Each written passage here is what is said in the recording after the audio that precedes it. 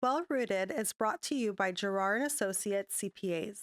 With locations throughout Los Angeles, Gerard and Associates has been guiding entrepreneurs and creatives towards realizing their dreams for over 20 years. Discover how they can support your vision at gerardcpa.com. Hey, it's Haneen. Welcome to another episode of Well Rooted. Today I am joined by Palestinian icon, author, stylist, activist, and creator Alana Hadid. We talk all things Palestinian liberation, taking control of your own narrative, watermelon pictures. This is a great conversation. So without further ado, here is Alana Hadid on Well Rooted.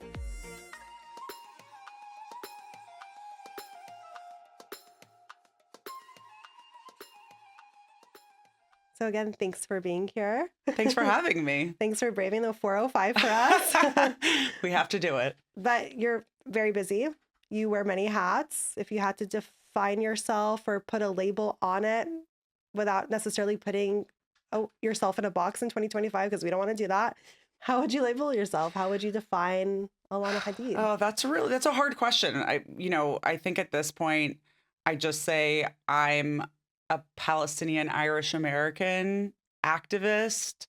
I guess I do a lot of things. I'm writing a book, I'm modeling, I guess I'm like an influencer, but hopefully in the good way.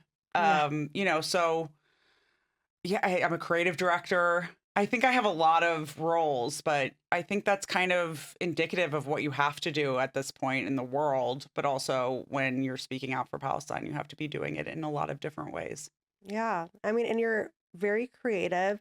I wrote down something earlier. I said Alana exemplifies creativity and activism, like poured into so many different avenues. Thank you. It's a great example of really how to utilize like the creativity in all of us. Thank you. But let's start with author, because your good friend Jinan Matari was on the show. I know. Actually, shout out to Jinan, because she did help me get you on the Oh, show. She was like, let me know if there's anyone that I can help you get in touch with. And I emailed her later that night. I was like, hey, remember when you said can you talk to Alana? Oh, I love her. She's like she's my Palestinian sister in a lot of ways. Like, we've kind of gotten each other through all of these things. And she just wrote a book that just came out. Yeah.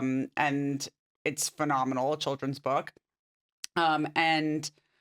We are writing a book right now, so it should be out next year. It's the Palestinian American story, and it's part of a series of American stories told from the perspective of, marginalized and oppressed groups, so that kids mostly, but I think that this one will be used for a lot of adults who don't know a lot of the history of Palestinians, can really understand what it was like to be a Palestinian American and what the history of Palestine is, and some of the myths debunked. I love that.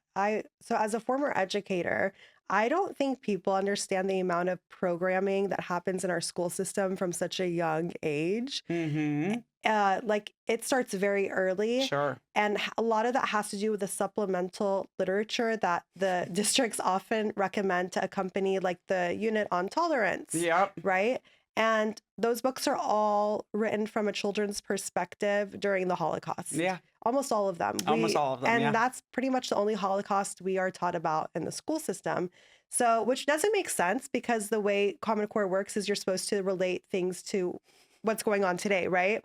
So how do you hope that this literature is used in, let's say, in a school setting to really relate to other marginalized groups such as Palestinians or other indigenous groups when learning about tolerance and oppression? Well, I think what's amazing about this is it's part of an entire series. So, each book in the series relates to each other. So you don't have to learn from a Palestinian about Indigenous Americans. You can learn from an Indigenous American about what their story was like. You can learn from a Chinese American what their story was like, a Mexican American, Black American. So I love that this series exists. Mm-hmm.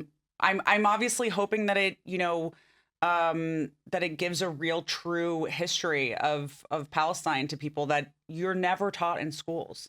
It is by design that Palestinians aren't included in the history of America and the history of the world. When you're learning world history, you don't learn Palestinian history, and Yeah. they don't want you to. So I'm hoping that piques the curiosity of children. They start learning more about Palestine. I hope that teachers start including Palestine in their curriculum.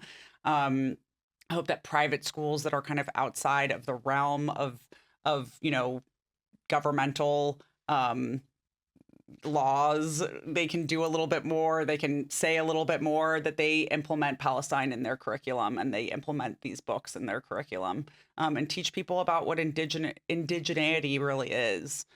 Because I think that that's something that's really lacking in our school Yeah. system, and it's put people in a place where today we're having to educate adults on Palestine. Hmm. A lot of people didn't even really understand what Palestine was until after October 7th.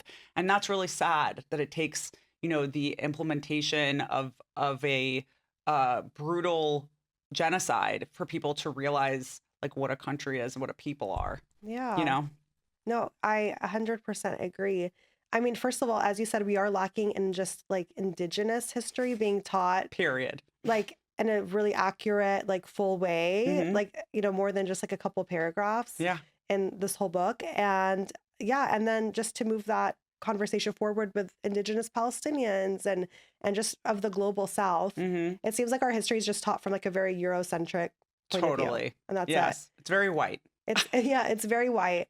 Have you always felt like you had this sort of responsibility to educate on being Palestinian from a younger age? Like, were you in, or did you find yourself in settings where you were the only Palestinian and maybe other people had never even heard of Palestine? And it was kind of like on you to be like, well, actually, let me Yeah. tell I you. mean, I I think like I always say as a kid, I mean, obviously like I grew up quite privileged. So I want to recognize that I went to private schools, and I grew up right outside of DC. There was like a kind of large population in Northern Virginia of Arabs in general.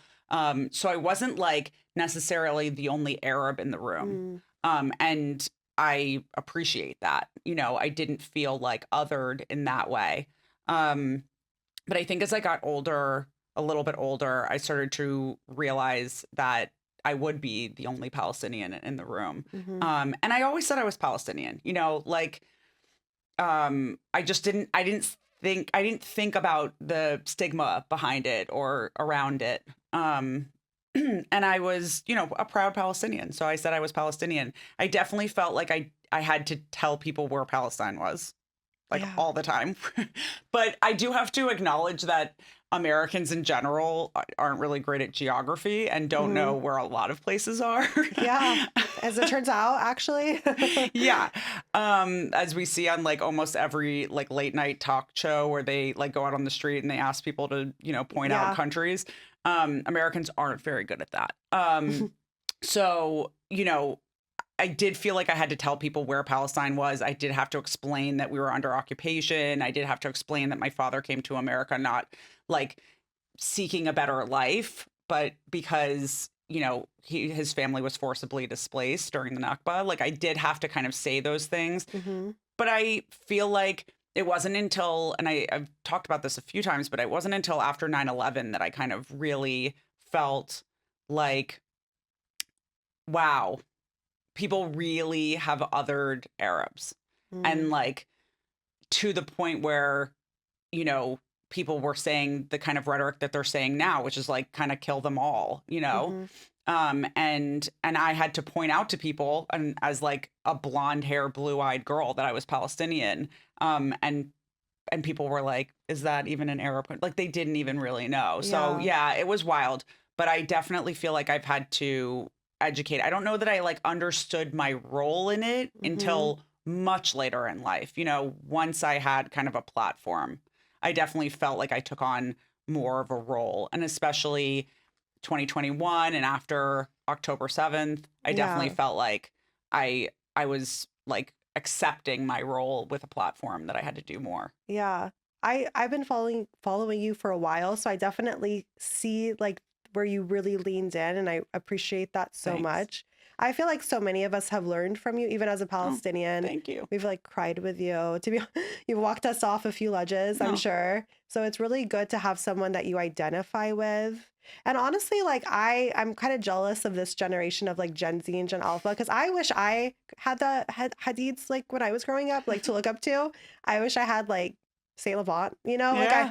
like how jealous are you of like the Gen Z girls that have Saint Laurent? Totally. I think it's like amazing that there are so many now Palestinians that have become like such icons. Mm, Um, and that people are just really like idolizing people who look like them and that, speak like them and that believe the same things that they believe. I don't think that we had necessarily that same I'm 42, so I don't think I had that same kind of like ability of like looking at someone being like, oh, they have my story. yeah, And I think social media is largely involved in that. You're getting to like actually connect with people who look like you. You can scroll through and find those people. You can really like look into it. We just saw who they showed us. We didn't mm, really have the ability to like find other than that, yeah, So it's sad, but I think it's awesome that there are so many kids who get to look up to like my sisters and like Nemesis and who's yes, like amazing and Saint Laurent and all incredible. these people who I just think like are really standing up and proudly saying that they're, Palestinian.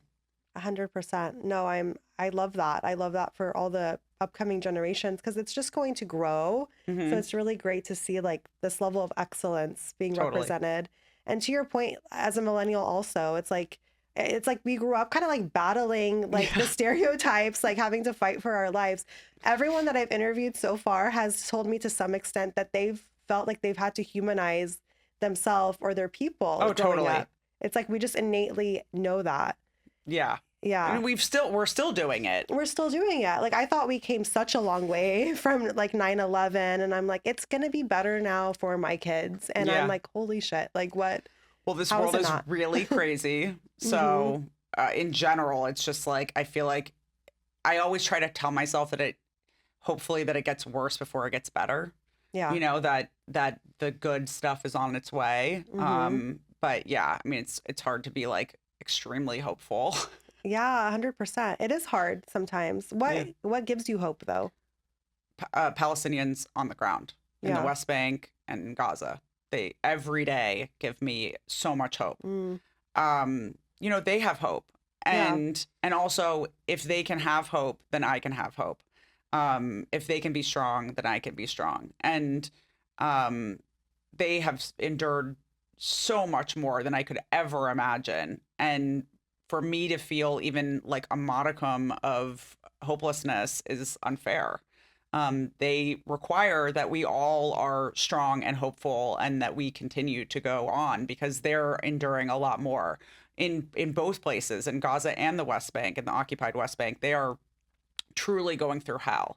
And so, us with our lives and the things that we get to enjoy and the everyday things that, we take for granted, we 100% need to continue to have hope and to keep fighting.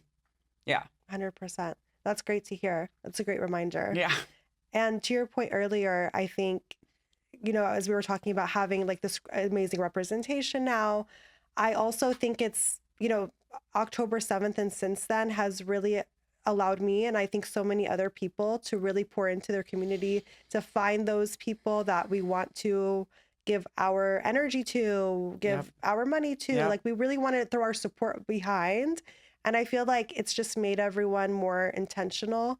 How has the past 2 years affected you in that way? Like how has it kind of like refocused your vision and kind of how you navigate your journey? Yeah. I mean, I think I always say the kind of horrible but beautiful silver lining to everything is the community that has formed after October.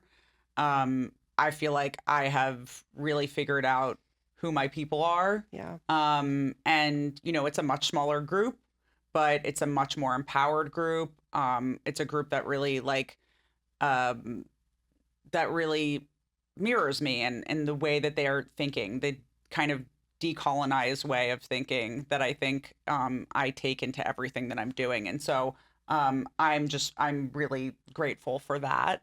Hmm. Because I don't know like where I would be without that community. They're constantly like we're holding each other up during all of this, and you know they're so helpful in reminding me, um, in keeping us accountable and making sure that we're doing the right thing. So I think that that community has been amazing. Um, but yeah, I mean, my whole world has completely changed in the last 2 years. I'm not the same person I was, 2.5 years ago. Yeah, And I don't think I think it would be insane if you were. I agree. I agree. I don't know anyone. I mean, thank God I don't know anyone who is the exact same as they were 2 years Yeah. ago. I mean, I think it would be, when friends of mine or people part of my community are saying like, I just, I feel insane. I feel crazy. I feel like I don't even remember who I was. Hmm. We're constantly reminding each other like you shouldn't and you're never going to be. And Hmm. that's totally normal. Like a sane person during everything that's happening. I mean, obviously not just the genocide, but there's so much going on in this world. Um, so much happening in LA Yeah. alone, that if you were just going about your daily life, like living like nothing was going on, those are the crazy people. Yeah. And unfortunately, there are a A lot lot of of those them, yeah. people, especially here in LA. Yes. It's kind of crazy. And I want to ask you this because I do feel like you and your family, uh, in terms of like every other Palestinian in the world, have a better grasp than all of us of the ins and outs of the entertainment industry, of the fashion industry, to a point that we haven't experienced. Yeah. Like, if you had to put a number on it, like percentage wise, how much of that is brainwashed or delusional to the sense where like they're not even like what's happening is not even on the radar, Mm, or they're not willing to engage in any way with what's yeah, happening. I think it's hard because I do think at this point everyone knows. Hmm. Everyone knows that something's happening. Yeah. I mean, it's pretty hard to deny at this point or, to look away from at this point. So I think like, going through the beginning after October, there were definitely some people who were for sure they were brainwashed, they had been misinformed. They were, refusing to see. They were looking away. I think at this point, the people who aren't doing it, they're doing it because they think they're protecting themselves in some way. And the irony is there really has been an actual shift in almost all, in every kind of front facing industry, Hmm.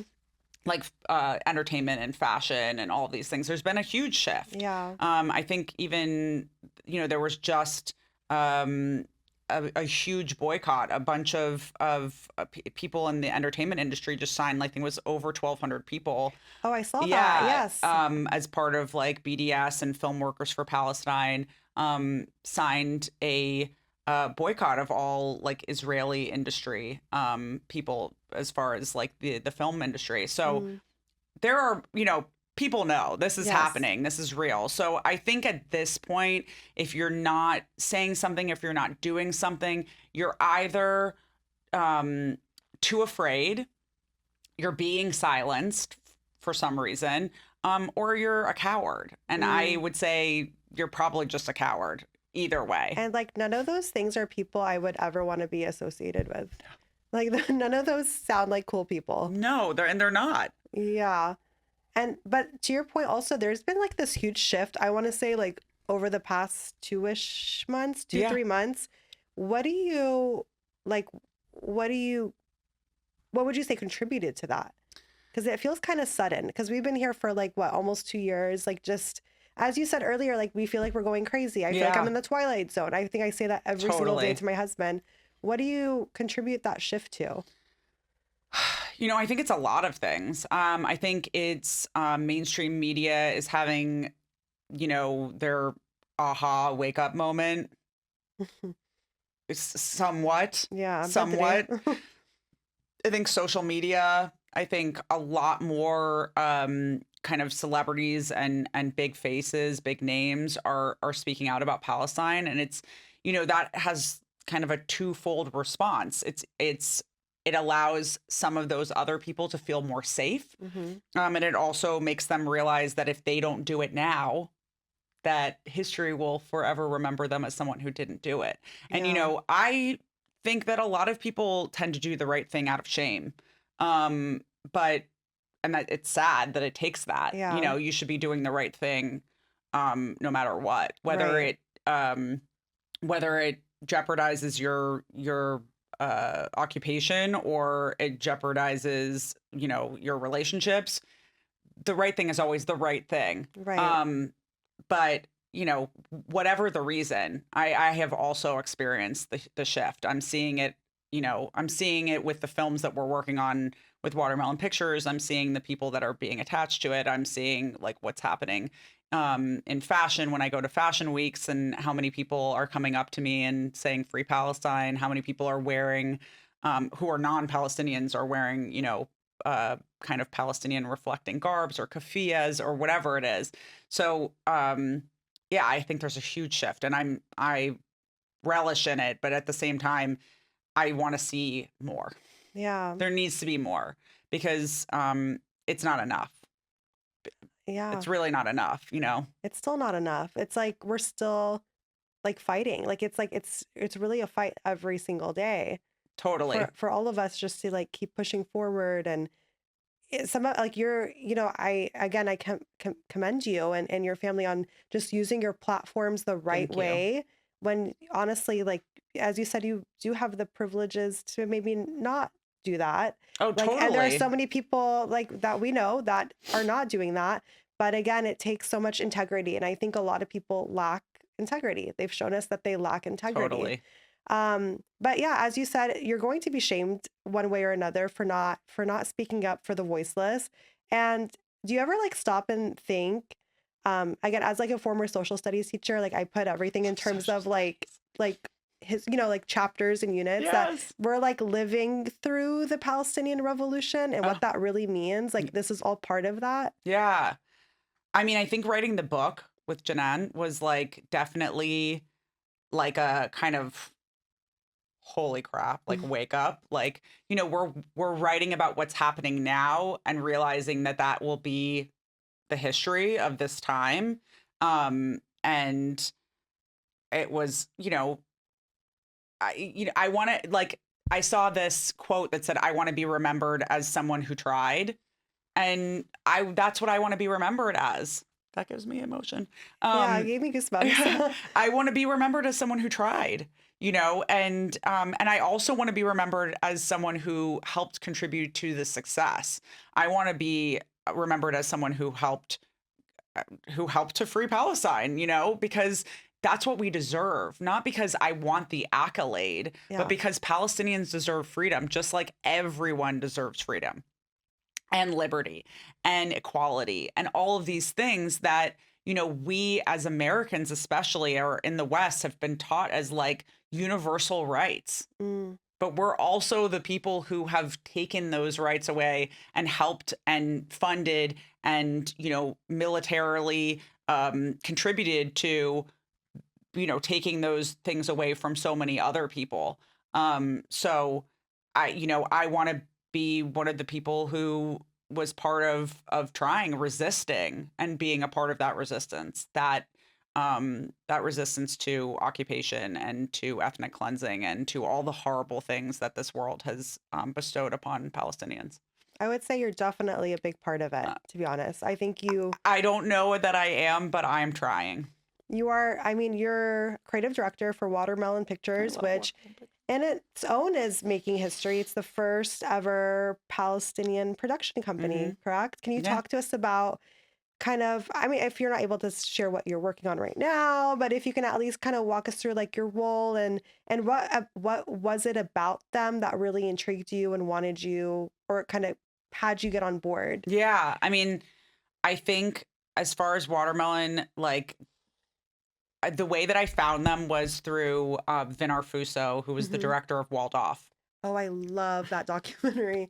It's so good. Thanks. We Yeah. we bought it. Sorry, we Yeah. bought it just so like we Oh, can make the rest of our family members oh, watch I it. love It's it. really good. That's amazing. That was our first film that we distributed. And it was executive produced by my brother Anwar, who's also in the film. He has, he's kind of part of it. And it was also produced by Roger Waters and Kwaku Mandela and, a lot of really amazing people. But Vin brought me in to meet Hamza and Badia Ali, who are the co-founders of Watermelon Pictures. And this was pre-Watermelon.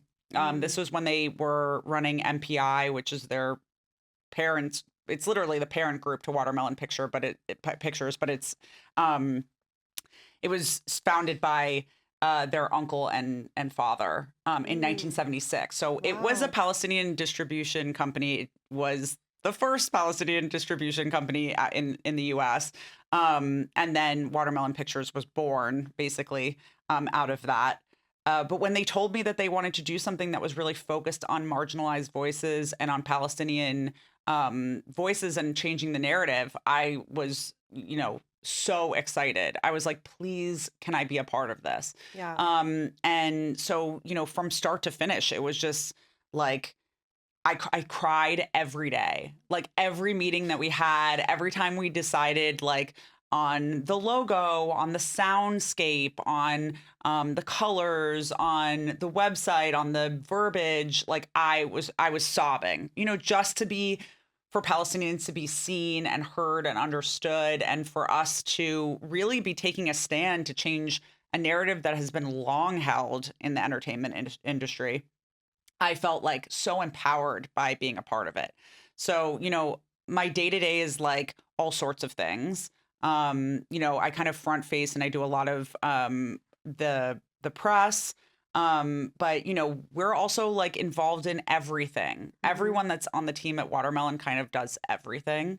And we are involved in every film, like really hands on that we're working on. We just dropped The Glass Worker, which is a phenomenal Pakistani film. We are producers on Palestine 36, P36, which is this epic film about, pre-occupation British occupation Palestine, Mm. British occupied Palestine. Beautiful film. We're producers on The Voice of Hin Rajab. We're working on a lot of really amazing films that I just feel I'm in awe every day of what we're able to do and what we've done in such a short amount of time. I mean, we have Watermelon Plus, which was like a pipe dream. That really is a pipe dream. That is like I never in a million years would have thought we would have like a streaming service. Like that's incredible on its I know. own. It's like it's kind of like wow, it was something we wanted to do. We thought about it from day -5, and we always just said, like year 5, Mm. and then we were like, oh my god, everyone really wants this, and this is really necessary. We need to start decolonizing every area of this industry, and one of them is streaming platforms, Mm. and to have like a liberated space where when you go into Watermelon Plus, that every film is curated by us, that we've vetted everything, that that you can be safe in, that like what you're watching isn't going to affect you in the wrong way. You're not going to be supporting the wrong people. That is so important because the number of times I have watched a film or a TV series that's really popular And then you find out someone's a Zionist. Yeah. that someone's a Zionist, or I was like, oh, I thought we were like the heroes in Yeah. this one, or I thought it would be like a little accurate. And I'm like, oh, we're the bad guys again. Yeah. Like, and it's just the same thing Totally. over and over Over and again. over again. Yeah. It's like, finally, like, it's a safe space. Yeah. Yes. And that's like, I'm always advocating for what freedom can look like now. Hmm. You know, we have to start creating what freedom can look like now. And that means, you know, really liberating spaces that haven't been liberated before by creating those spaces now so that we can start feeling what that liberation can feel like so that when we get there, we already have things in place that would fit in perfectly for Yeah. freedom, you know? That's a really great thought. And then what I love about it is you guys are creating and producing some of the most beautiful documentaries that are so important right now. I see comments under some of these documentaries, like on social media, where it'll be like, well, that's not really the time for this right Yeah. now. And then I'll see, like, thank God, like a comment right underneath, and it'll be like, do you know how documentaries work? Yeah. Like, it's there for a reason, and we need all of these stories to be told right now. So if we were to like to talk about the encampments, Yeah. did you ever imagine that you were not only documenting what's happening, but also playing a role in the history that we're all living in right now? Yeah, no, I mean, so Munir Atalla, who's our director of productions and acquisitions, who's just a phenomenal human, but also phenomenal at his job. He was working with BT News because he was also an adjunct professor at Columbia. Mm. So he was, you know, he was at the encampments, and so he saw that like the guys from BT News were on the ground for all of it, and they were just gonna like release it on their social media or Oh, like wow. YouTube. And he was like, let's look at this. Hmm. Um, and it became this amazing documentary. And I was, you know, immediately like enraptured by it. And I have a friendship with Macklemore. I was talking to him about it and just sent it to him so he could see because obviously it had a lot to do with Hin's Hall, and you know he had done that phenomenal song, Mm. or two songs, Yeah. and so it just kind of came together really organically and truly because we thought it was important that people understood the reality of what actually happened at the encampments, what they were really about. Yeah. But then Because it was released after Mahmoud Mahmoud. Khalil was detained. So the intention was for it to go out when school went back in session. Mm. We were going to do, you know, a university tour, and we were going to release it in like, you know, at the end of summer. Like that was our plan. But Mahmoud was kidnapped, and we were living the story in real time, and we had to make a decision, and we, you know, had a relationship with his family, and they also believed that the important thing was for people to really see the true story of the encampments and also his role in it and how what a beautiful human he is. And so we sped up the release, and I think um, it was amazing and it was integral, and I appreciated that so many people came out to see it. It ended up breaking records for the highest grossing documentary Hmm. in history. Um, in you know, one day, one theater, highest grossing. So it was just phenomenal to see the turnout and the way that people responded to the encampments. Yeah. And now you guys are, you said, I'm sorry, you're producing, or you're part of the Voice of Hind Rajab as well now. Yeah. So Hamza and Badia came on and they're producers on it. Hmm. And, you know, there's a lot of other producers. We believe that her story needs to be told and that more people need to hear it, because it is reflective of the ongoing story of what's happening to Palestinian children. But her story touched so many people, and her mother is involved as well, and so is the Palestinian Red Crescent, and I think it's a respectful depiction of what happened. That she's not shown on camera. It's not. Um, it's not violent in that way. But I think that the film is a necessity, and that more people need to see and hear what is happening, because it's happening now, because it's happening right now. Not later when the story has been told, but now while the story is unfolding. Ideally, what is your hope that people take away from watching The Voice of Hind Rajab? That Israel is committing a genocide, and that the majority of the people that are being killed are children, women and children and young people. 50% of the population, over 50% of the population of Gaza is under 18. Yeah. And I think that I want people to understand that Israel operates with impunity. They murder children. They murder aid workers. It's not just about the fact that Hind and her family were murdered. It is the fact that the aid workers that went to go save her were also murdered on the way to saving her, which I think is a story that also needs to be told. Yeah. So I want people to take away the fact that this is brutal, and it's happening right now while we're speaking, while you and I are speaking, while people are sitting in movie theaters. This is happening, and I want people to be enraged, because it's enraging us every day, and I want people to demand more from the world. We require at this point, we don't just need humanitarian assistance, we need military intervention, and I want people to start demanding it. I love that you said that. That's a great segue to what I wanted to get into actually as well. I think we've lost touch with the plot here, like in the United States, of what living in a democracy really is. Yeah. I think there's a lot of like, let's vote every 4 years and then lift our hands up. 100%.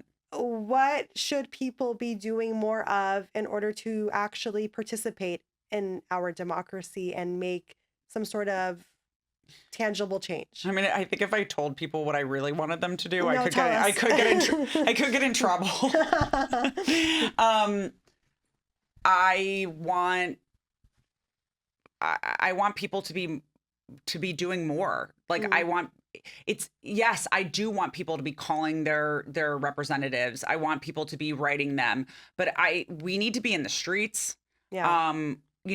I love seeing what people are doing in England. There's thousands of people sitting and allowing themselves to get arrested to prove a point. You can't arrest everyone. We're all against this. Yeah. And to prove that, this is not really a democracy if you're going to arrest people for peacefully protesting, that labeling people terrorists just for opposing a genocide is insane. And I want people to be, let's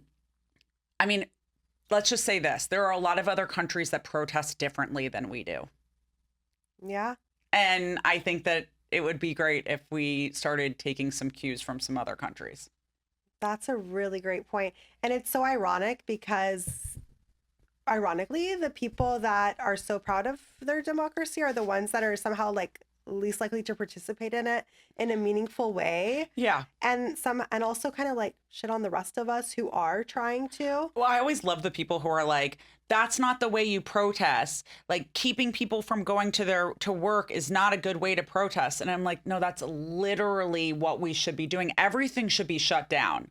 Like, It's hard for me, like, I know I'm also actively part of it because I'm driving, I'm, going to do things. I'm also living. Right. And we have been programmed not to just stop our lives, to continue our lives while we are experiencing all of this. And that's really hard because there are two sides to this coin. We live in this kind of capitalistic hellscape where we still have to pay bills. And we are watching, horrific things happen throughout the world. And this country specifically, out of all the Western countries, has really been programmed not to resist our government. Yeah, it's very interesting. We are really, really programmed. Mm-hmm. It's extremely interesting. Like, you see what's happening throughout the world when people are pissed Mm-hmm. about things. They do way more, let's just say. Yeah. They get a little bit more upset everywhere else, basically, in the world. And we will sit, on a street and block traffic, and people are like, they can't see the forest for the trees. They don't think about the reason why we're protesting that way. They are pissed off just that we're protesting. And because it's an inconvenience. Yes. To them. Yeah. And we are so used to convenience here that we don't know how to break out of that. And I really would love to see more happening. I can't say what it is, but I would love to see more. And, call me if you want to do more. There needs to be more, because so many people think that they can avoid being political. Yeah. That they can just go on everything being is political. Everything is political, from the cup of coffee you have in the morning to 100%. the music you listen to the clothes you're wearing, clothes you wear, where you shop. Everything is political. People, and most of all, we are actively participating in this genocide. Just by going out and buying a cup of coffee, or buying a piece of clothing, or paying a bill, or paying your taxes, you are actively contributing. And like, we need to start taking like categorical shifts in our world and the world at large in order to change what's happening, not just in Palestine, but throughout the world. I mean, you do not need a new phone. Yeah. You do not need the next phone. Because that is actively contributing to what's happening in the Congo. You do not need to buy that specific thing from that specific country, from that specific company, because it is contributing to what's happening in Sudan. Like, we have to really be thinking, and we need to change the way we function and act in the world, because everything you do, as you were saying, really does make a difference. And we need to start seeing ourselves as powerful, because we really are. Like, we as a people, the government is supposed to be afraid of us. Because they work for us. Like, we put them They're in supposed office. to. Yeah. And they're supposed to be worried about us. Yes. And taking care of us, because they should be worried about us. And they're definitely not. They're not afraid of us at all. Not. And they should be more. They definitely should be. And that brings me to my next question. It's like, how do we make them afraid of us now? What are your... No. No, but I remember when Zohran Mamdani was elected mayor of New York, and I remember you posting a reaction to it, and you were really... You brought up a great point, because you said, this is now a shift. For the first time ever, we see the influence of Palestine in some sort of election here in the United States. And it was a major election. I mean, the mayor of New York is huge. And, he openly supports a free Palestine. He speaks up for a free Palestine. And he also dealt with a lot of Islamophobia, which he still does. Yeah. And through that all, he just remained like 10 toes down, like, for Palestine. And explain to me, like, why that's important, or explain to us why that's important, and, what more politicians should be doing. Yeah. I mean, in general, I'm extremely disillusioned by politicians in the United States. I feel like, whatever it is, once you get sucked into the system, you lose all of your balls. Yeah. They cut them off. So, I'm hoping, fingers crossed that there's kind of a new generation that really wants to represent their people. I also feel like it's absolutely insane that we're like the only developed democracy in the world that has two parties. And that's crazy. Yeah. Two parties can't represent a country this large. No. Nonetheless, I love seeing that there are more politicians that are refusing AIPAC money. I love every time I see a politician saying that. I think that's amazing. That's definitely another step that I think more politicians should be taking. And I think that people should really understand that politicians really need to understand that the reason why Kamala Harris lost the election was because she refused to stand up and say she was going to do something different about the genocide in Palestine. That is 100% what lost people. Yeah. Because she refused to speak to her base, which were people who wanted, quote unquote leftist liberal ideals. And she refused to do it. She was talking about the most lethal fighting force in the world and not talking about the things that we were all concerned about, which were, the economy and wars. Yeah. Ironically, Trump, who I also think is a piece of shit, was saying that he was the anti-war candidate, and he fooled everyone. I mean, not everyone. Obviously, we weren't fooled, but he fooled enough people that he became president. Exactly. But I do think that there is a categorical shift. I do think that you can see it I think the first place you see it is in mainstream media. I think, seeing AP and CNN and all these people actually shift some of their wording. And I'm not giving them a pat on the back. Like, they contributed directly to this genocide. Yes. But seeing that they're shifting the way that they're covering things and how they're covering things and how they're saying the things that they're saying, that's a huge shift. And when you see a shift in mainstream media, when you see, Pierce Morgan coming at Israeli representatives, when you see things like that, that there's going to be a shift, it's a trickle up, trickle down kind of effect when it comes to politicians. Politicians are seeing that the world, as far as the voter base, are shifting, and they need to shift with them. Do they want to lose their AIPAC money? No. So they're trying to figure out how they can do both. But I do see a shift. I do see politicians saying free Palestine. Whether they're doing it for the right reasons, I don't know that they are. I think that they're trying to get reelected.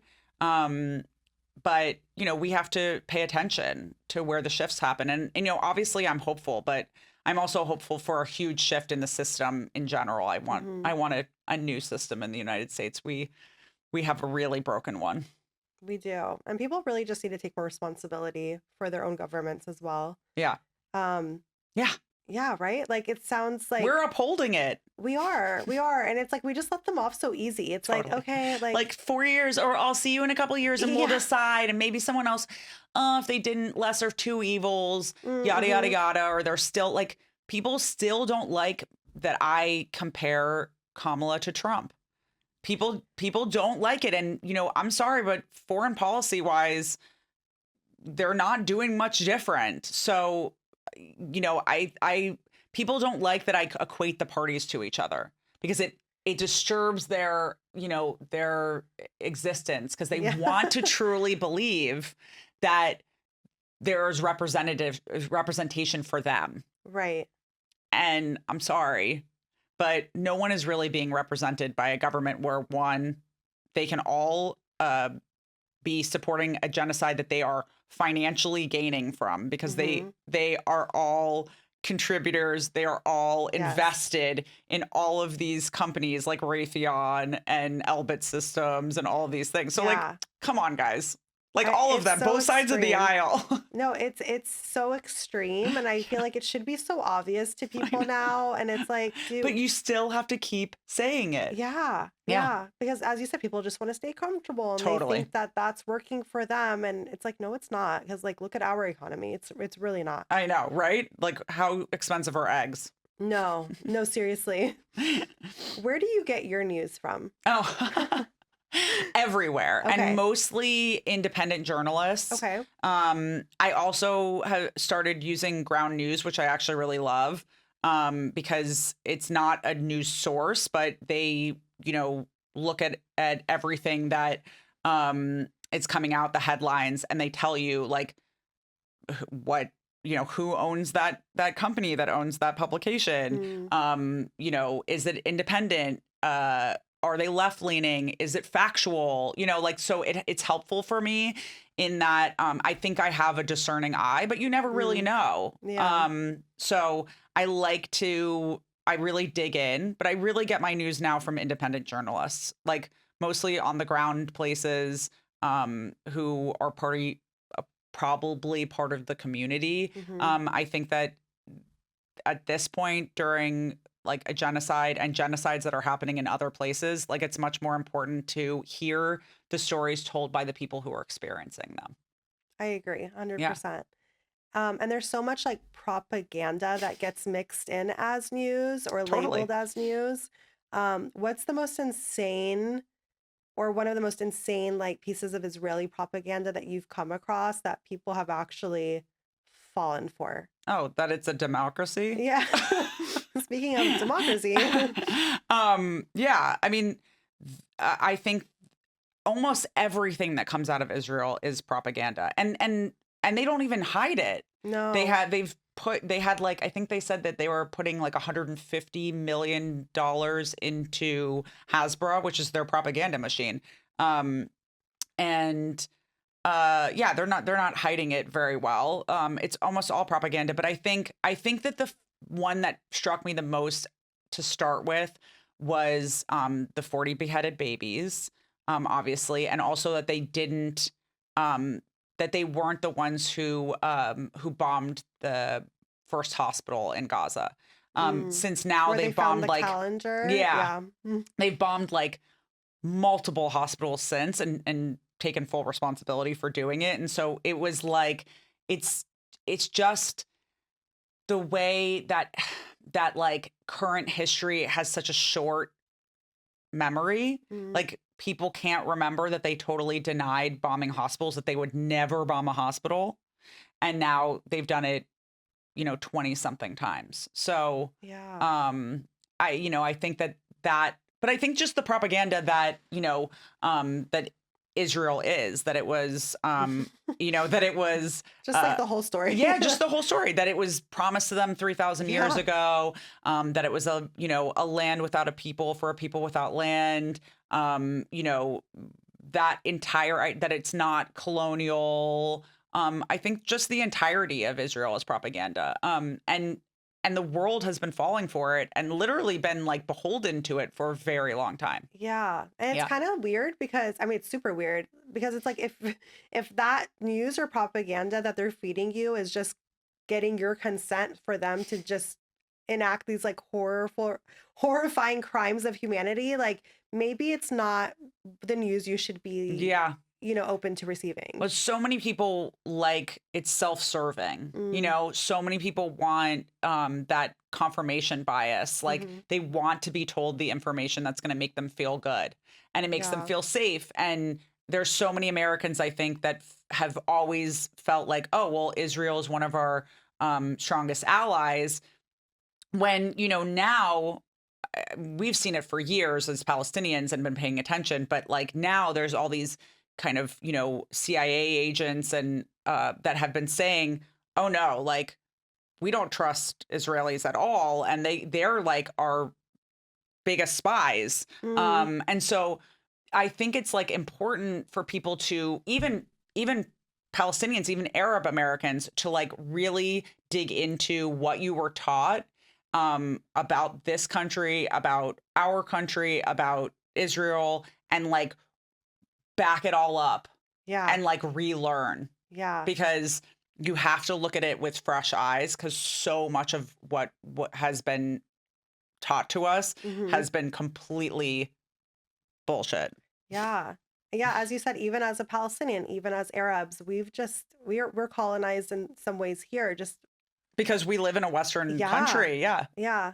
And then here, like we both live in one of the most Zio heavy cities 100%. in the whole world. How do you navigate like just being authentically you and doing all the things that you do while also being surrounded by that? Because it's kind of everywhere. Well, I mean, I didn't even realize like how many friends of mine were Mm, Zionists until 2021, and then again October 7th. 2021 was a big purge during Shejara mm, and everything that was happening there, and I was having, a lot of discourse on social media about it, and I was like, oh my God, I can't believe how many of my friends who I've known and have known me as a Palestinian, Yeah. for 10, 20, 15 years, were like, I can't believe you feel this way. And I'm like, what do you mean? Oh. What do you mean? But then after October 7th, it was like a massive purge as well. And I was like, wow, I'm realizing that some of these people who were like okay with me talking about it in 2021 like can't stomach it now. And yeah, I mean, it's been like an interesting process, definitely, to realize like how many non-Jewish people are like so tied to Israel. That's so mind-boggling. Well, it's financial, a lot of it.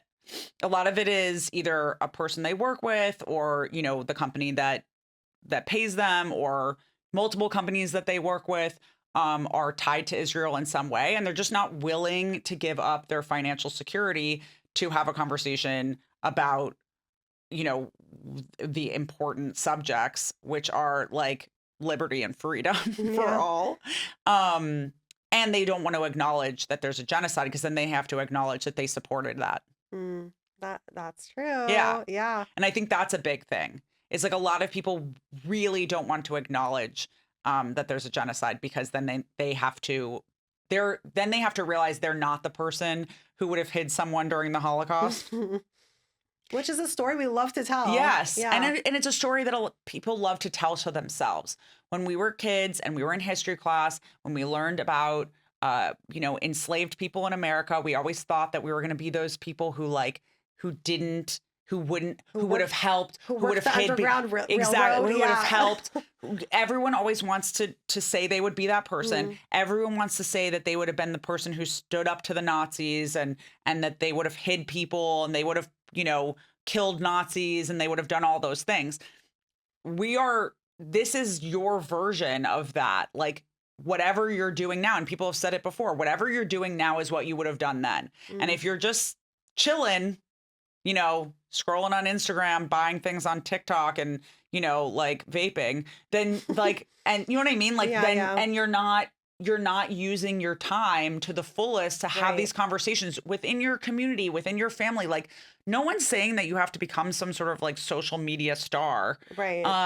No one's saying that you need to, give speeches. Yeah. And no one is, but what I am saying is like,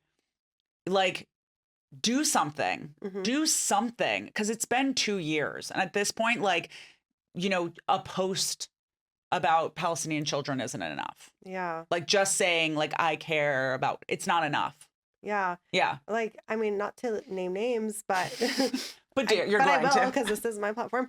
But like the other day, Jennifer Garner like posted like I didn't see that. She posted a video of herself running, who comes across as like, there's so many people who you're like, those seem like nice people, right? And then they're just oddly silent. But she posted a video of herself running, and something about somewhere in the world there are children starving. Oh, somewhere in the world there are children starving, and I'm going to run every day for 25 something. It was something, I don't even remember what the whole gist of it was, but she really threw me off at the somewhere in the world. And all the comments were like, just say Gaza, say Palestine, like say but also say Sudan, say Congo, say how many other places there are children dying, because there are multiple places. Like, I just found it so odd. Her daughter, I think, spoke out about Palestine, and was definitely like walking around wearing like a wear the peace. Yeah. Yeah. So like, I love her that. Back, at least, right? Yeah. But at the same time, there's a lot of like dancing around the subject. And like you couldn't say like, well, somewhere in the world there are people that are going into camps that are bad. Like, you needed to say Jews are being exterminated by the Nazis. Like, you don't get to say, you don't get to not say Palestinians are being slaughtered by Israelis. Like, you have to say it. You have to say not only who is being hurt, but who is hurting them. Because that is what mainstream media has done so well, is sidestepped the blame. Like, a bomb hits Gaza and, 39 people are killed. Palestinians are killed. By who? Who dropped the bomb? Also, like, be real journalists. Who dropped the bomb? Who funded the bomb? Where did the bomb come from? Like, that's do like real grade. Yes. That's like who, what, where. Yes, exactly. You're a teacher. You would have been like, who did that on this, like in a red pen, question mark.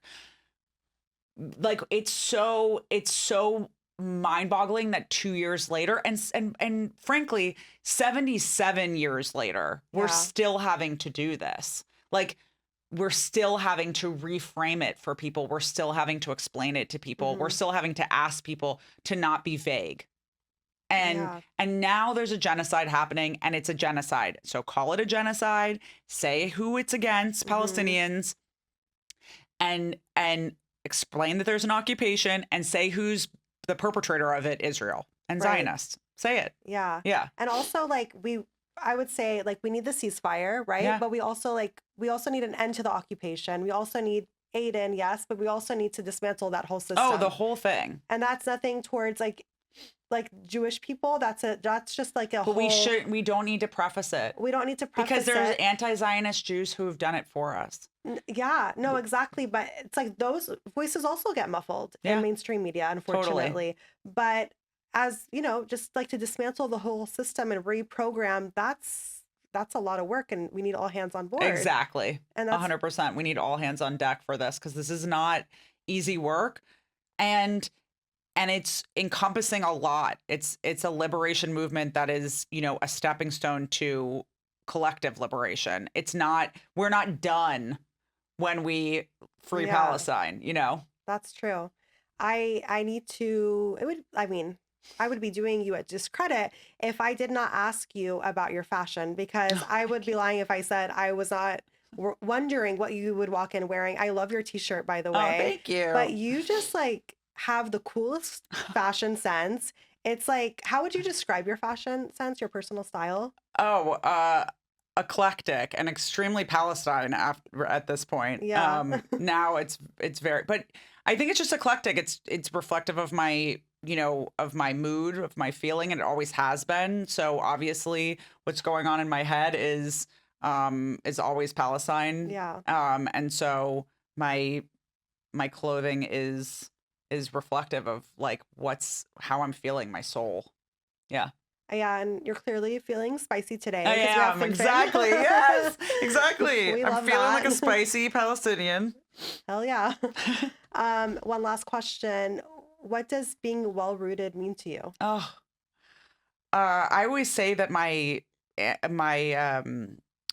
family's lineage is firmly rooted in Palestine, and I think to be well-rooted is to start to really know yourself well enough that you can know others. It's so many things. It's to really understand your lineage, and to respect it and to be proud of it. And I am so incredibly honored to be well-rooted as a Palestinian. And we are honored to have you. Thank you. To have you here. And also, I would say if you want to know the definition of well-rooted, see Alana Hadid. See actually any of the Hadids. Like, you make us very proud. Thank you. Thank you for being here. Thank you so much for having me. This was amazing. Thank you. I appreciate it. I gabbed a lot, but I appreciate it. I loved it. I love the gap. Thank you Thanks. for listening to another episode of Well Rooted. If you enjoyed today's episode and felt it brought you value, please subscribe, leave a comment, give us a like, and a review. This episode of Well Rooted has been brought to you by Girard & Associates CPAs. With locations across all of Los Angeles, Girard & Associates has been helping entrepreneurs and creatives make their dreams come true for over 2 decades. Go to girardcpa.com to learn more. This is Haneen, and we are all well rooted.